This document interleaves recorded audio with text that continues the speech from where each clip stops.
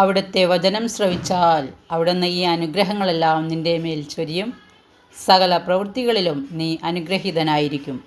നിനക്കെതിരെ വരുന്ന ശത്രുക്കളെ നിൻ്റെ മുൻപിൽ വെച്ച് കർത്താവ് തോൽപ്പിക്കും. നിയമാവർത്തന പുസ്തകങ്ങൾ വായന 28-ാം അധ്യായം 2-8 തിരുവചനങ്ങളാണ്. നിൻ്റെ തകർച്ചയിൽ ആശ്വാസമേകുന്ന അമ്മ നിശ്ചയമായും പരിശുദ്ധ മറിയമാണ്. വീണുപോവേണ്ട എത്ര വലിയ തകർച്ചകളിൽ നിന്നാണ് മറിയം നമ്മെ കോരിയെടുത്തിട്ടുള്ളത്. അമ്മയ്ക്ക് ഇത് എങ്ങനെയാണ് കഴിയുന്നതെന്ന് ചിന്തിച്ചിട്ടുണ്ടോ?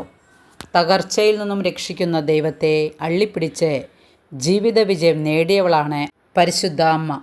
തകർന്നു പോകേണ്ട എത്രയോ സാഹചര്യങ്ങളാണ് അവൾക്ക് ഒന്നിനു പിറകെ ഒന്നായി കടന്നു വന്നത്.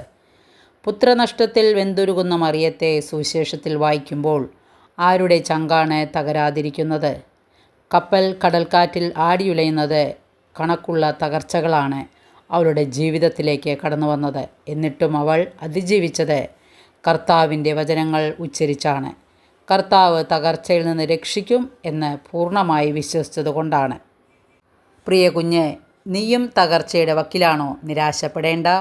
അമ്മ മറിയത്തെ കൂട്ടുപിടിച്ച് ഈ വചനം ഉച്ചരിച്ചാൽ നിശ്ചയമായും ഒരു അത്ഭുതം നിൻ്റെ ജീവിതത്തിൽ സംഭവിക്കും. ഇന്നു മുതൽ നമുക്കും പറയാം, ഞങ്ങൾ എല്ലാവിധത്തിലും ഞെരുക്കപ്പെടുന്നു എങ്കിലും തകർക്കപ്പെടുന്നില്ല, വിഷമിക്കപ്പെടുന്നു എങ്കിലും ഭഗ്നരാശാകുന്നില്ല. വചനത്തിൽ വിശ്വസിക്കുക, വചനമനുസരിച്ച് ജീവിക്കുക. സർവശക്തനായ ദൈവം നമ്മളെ അനുഗ്രഹിക്കട്ടെ. വചനം എല്ലാവർക്കും മനസ്സിലായി കാണുമെന്ന് വിശ്വസിക്കുന്നു. എല്ലാവർക്കും ഇഷ്ടപ്പെട്ടെങ്കിൽ ലൈക്ക് ചെയ്യണേ. Okay, thank you, by.